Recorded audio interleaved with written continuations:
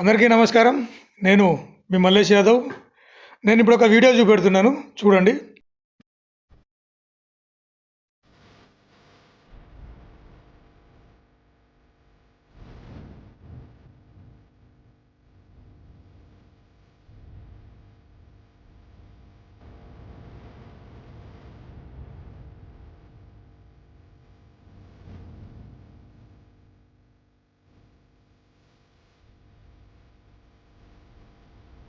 ఇది కర్నూలు జిల్లా ఎస్సీ హాస్టల్లో జరిగిన సంఘటన.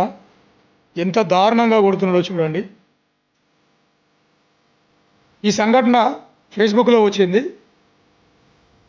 మన పెద్దపల్లి జిల్లా రామగుండం కార్పొరేషన్లో గల 2వ డివిజన్ కాంగ్రెస్ పార్టీ ఇన్ఛార్జి సేవాస్ఫూర్తి ఫౌండేషన్ అధ్యక్షులు మడిపెల్లి మల్లేశన్న గారు ఈ వీడియోను చూసి చెల్లించిపోయి, ఇంత దారుణంగా కొడుతున్నారు విద్యార్థులే అని ఆ కర్నూలు జిల్లా ఆ హాస్టల్ దగ్గరలో ఉన్న పోలీస్ అధికారులకు ఫోన్ చేసి ఆ సమస్యను వివరించడం జరిగింది.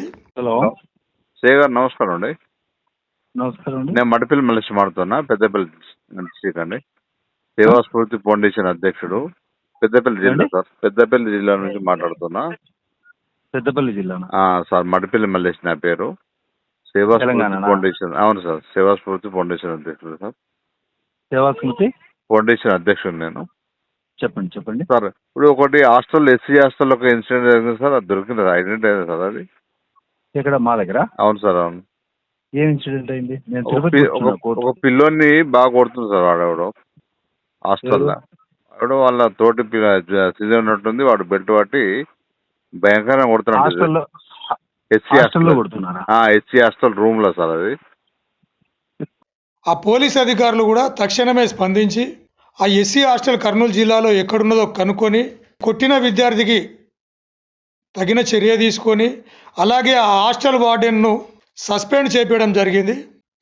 మన మడిపల్లి మల్లేశన్న గారు ఫోన్ చేయగానే స్పందించిన పోలీస్ అధికారులు సిఐ గారికి, మన మడిపల్లి మల్లేశన్న గారికి ఈ ఎస్సీ హాస్టల్ విద్యార్థులందరి తరపున ప్రత్యేక ధన్యవాదాలు తెలియజేస్తున్నాము.